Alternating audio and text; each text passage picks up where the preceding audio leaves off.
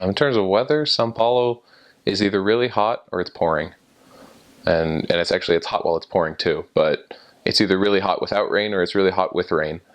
And when it rains, it rains. It rains upwards, downwards, and sideways. I think I went through like 4 umbrellas, and with about 6 months left, I just stopped buying umbrellas. I would just walk through the rain because I was going to get wet anyway. It was fun.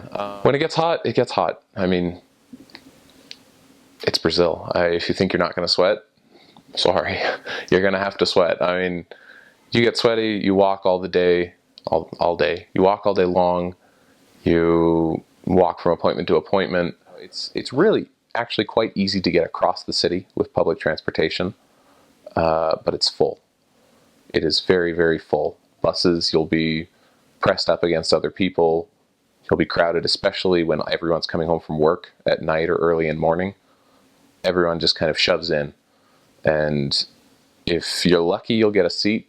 And if you're not, you'll be standing in the aisle. And you'll have people on either side of you, right next to you, pushing into you, people behind you. It's tight. The trains and the subway are even worse. If you get on a train during like the morning hours when people are going to work, it gets so bad that literally half the people have to breathe in while the other half are breathing out. It's just that packed. And if you drop something, you can say goodbye to it. Not that anyone will steal it, it's just that you won't be able to bend down to pick it up. It's nigh into impossible. But it's fun. I really enjoyed using the buses and the train and the subway just because it was so different. I mean, in Colorado, everyone has a car. In Provo, everyone has a car. In the United States, everyone has a car. There are a lot of cars in Sao Paulo, so the streets are usually packed. And so if you hit bad traffic, you could be stuck there for an extra hour, 2 hours, 3 hours, just depending on how long it takes for things to clear up. But it's a good system. I mean, honestly, if I had to go to the hospital in an ambulance, I think I would prefer to take the train or the bus over the ambulance because the train or the bus gets through traffic faster than the ambulance does. But other than that, it's easy. It's easy to get around. Sao Paulo, sort of the inner city, is like the rich part of the city, which not much of Interlagos covers, but it covers a little bit. But most of it's pretty flat.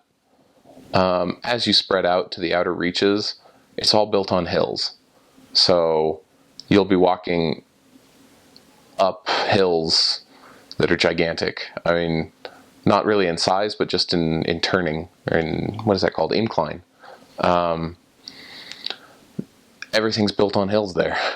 So you'll be walking up hills and down hills and over hills and not really under hills, but you end up working a lot, I should say. You end up walking a lot.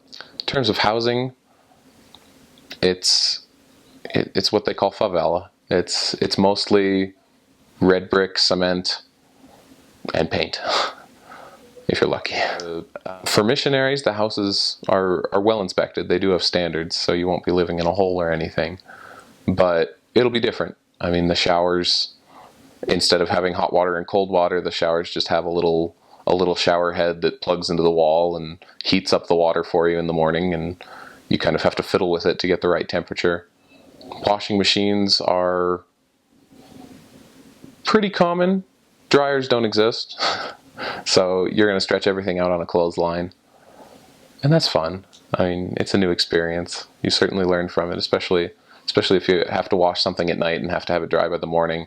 You usually end up putting a fan or something outside to make sure that it's dry. Well, Interlagos is not the wealthiest of the missions in the world. So mostly jobs are stonemasons, construction worker, cleaning lady, nanny.